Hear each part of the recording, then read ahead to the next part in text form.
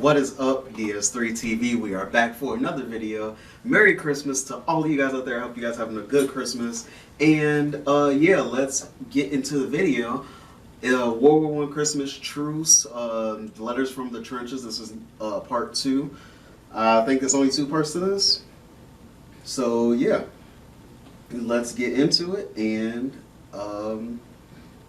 yeah, let's finish this one out. I got probably more than I am gonna be shooting probably 4 videos today, but only 3 are gonna come out today. Then one's gonna come out tomorrow because kind of gonna take a break off, you know, so that way I don't overwork myself because I know, you know, Christmas. Yeah, probably should just take a break off.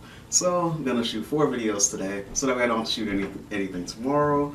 And yeah, so let's get to the video. Also subscribe to the channel. Want to get 1,000 subscribers by Valentine's Day.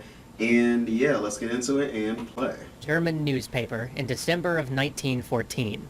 Yesterday there was a fierce and terrible onslaught of Christmas packages into our trenches. No man was spared. In the confusion, one soldier suffered a salami impaled straight into his stomach. Another had raisins from an exploding pastry fly directly into his eyes. A third had the misfortune of having a bottle of cognac fly into his mouth.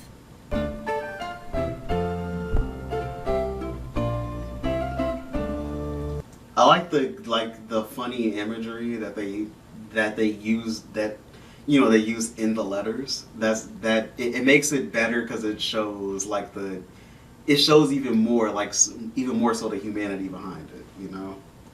This little holiday special is brought to you by World of Tanks. Use the invite code ARMISTICE if you're a new player who wants to check out the game.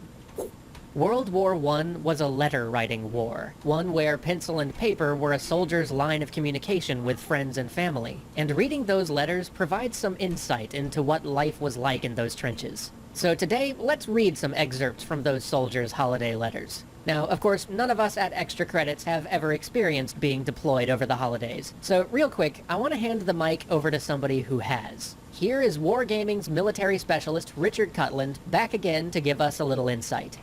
In my 30 years of service, I was extremely fortunate to only spend around 6 Christmases away from home and family. The first was spent lying in a muddy ditch in Northern Ireland, where we'd been ordered to set up an observation post to watch the comings and goings of a known IRA terrorist. Cold, wet, hungry and tired, watching someone else celebrate Christmas with family and friends. It was certainly a low point for us all. As a young soldier, the easiest thing to do was not think about it. It was merely another day amongst a multitude of other days. The real heartbreak occurred after marriage and children.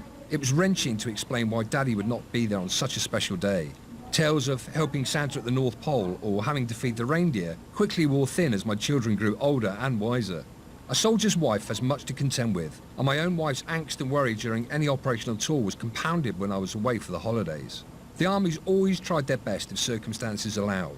If you were near a headquarters, the chefs would knock up a Christmas dinner with all the trimmings. Well, perhaps not all, but they did their best with what was available. Unfortunately, sitting with 100 men wearing paper hats was not quite the same as Christmas dinner with your family. Yet we were all aware it's necessary to spend such periods away. And let's face it, it was part of the job. But it was always a killer to be told that a deployment was imminent and Christmas would be cancelled. So to all those servicemen and women who find themselves away for this very special time, I salute you and wish you and your families peace and happiness. Thank you, Rich. Yeah, for real. To everybody that's in the military. Yeah, I have a couple friends that's actually in the military, and yeah, definitely, my heart goes out to them, and they are the bravest. You know, I definitely feel like that everybody in the military is the bravest people that any of us will ever know. So yeah, and plus I have family members that were in the military too, by the way. Richard, now let's set the scene. It's Boxing Day, 1914, and Private Henry Williamson is writing home about the most extraordinary Christmas of his life.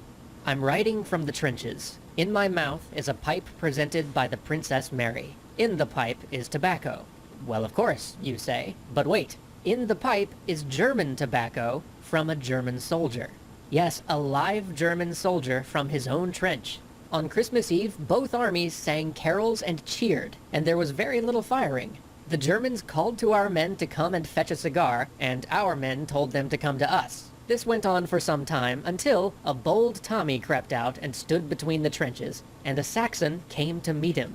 They shook hands and laughed. Thus the ice was broken. Our men are speaking to them now.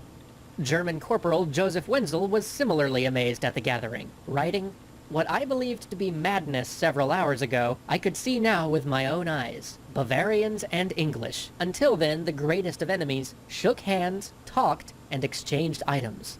A single star stood still in the sky directly above them, interpreted by many as a special sign from heaven. More and more joined, and the entire line greeted each other. For the rest of my life I shall never forget this scene, which goes to show that human feelings continue to go on, even if, in these times, men do not know anything but killing and murdering." But not everybody held fire. British rifleman John Erskine's unit was fraternizing in no man's land when a soldier, disobeying his officer's order, shot one of the Germans. He writes, "The Germans immediately replied, and instead of firing on where the shot came from, they fired at the first person they saw. Unfortunately, this happens to be one of our corporals, who was shot through the head. A most regrettable fact connected with the affair was that he has 3 brothers in the battalion, and it must have had a disheartening effect on them. The Germans apologized, but it left a black mark on the day. Still, in many places the peace held, until the generals ended it with artillery." The spirit of the Christmas truce would be rekindled the following year, albeit on a small scale. In December of 1915, French soldier Louis Barthas found himself in a spontaneous ceasefire when heavy rain forced both sides to abandon their trenches. He wrote, "Frenchmen and Germans looked at each other and saw that they were all men, no different from one another. They smiled, exchanged comments. Hands reached out and grasped. We shared tobacco, a canteen of coffee, or Pinard. One day, a huge devil of a German stood up on a mound and gave a speech, which only the Germans could understand word for word, but everyone knew what it meant because he smashed his rifle on a tree stump, breaking it in 2. Applause broke out on both sides. Meanwhile, our big-shot leaders were in a furor. What in the Lord's name would happen if the soldiers refused to kill each other?" German soldier Hermann Bauer, also present, was thinking much the same. He wrote, "The infantry does not shoot anymore, just the crazy artillery. The masters make war, they have a quarrel, and the workers, the little men, have to stand there fighting against each other. Is that not a great stupidity?" Once again, senior officers broke the truce with artillery and court-martial threats. The fighting began again, and Barthas would spend 3 more Christmases at war. The same was true for many others. In fact, Christmas of 1916 brought Canadian infantryman John McLean his first taste of combat. He wrote, "Dear Mother, I haven't written for over a week now, but I couldn't very well. We went into the trenches on Christmas Eve and were in for 6 days. It was not too bad at all, far better than I expected. All our fellows came out fine, except Jack Ivner, who got a machine gun bullet through the leg. The noise was awful, but a person will get used to that after a while. I spent Christmas Day in a dugout. If I live to be 300 years old, I will never forget this Christmas week. One night, I was going up a trench, and I saw a big gray cat sitting on the parapet. I'd like to tell you more, but I can do that when I get home. Now you are doing too much worrying. We are all right if a man is careful." A month later, he was dead.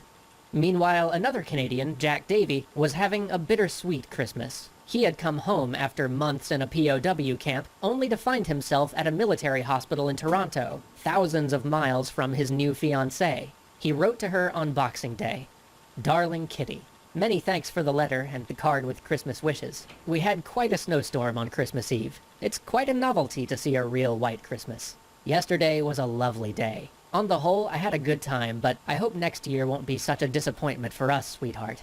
Surely this rotten luck of being separated at Christmas can't go on forever. 1 week has passed since I was measured for my leg. I wish that I could have it by the new year so I could start the year on both feet again. It will soon be 2 years since I walked like a human being. It seems a long time to talk about it, but I can picture those fields and imagine I can see the exact spot where I fell, as though it only happened yesterday. I guess it'll be a long day before I forget it. But I hope that all the dark days are behind us now, sweetheart. We just have to be happy and live long to make up for it all."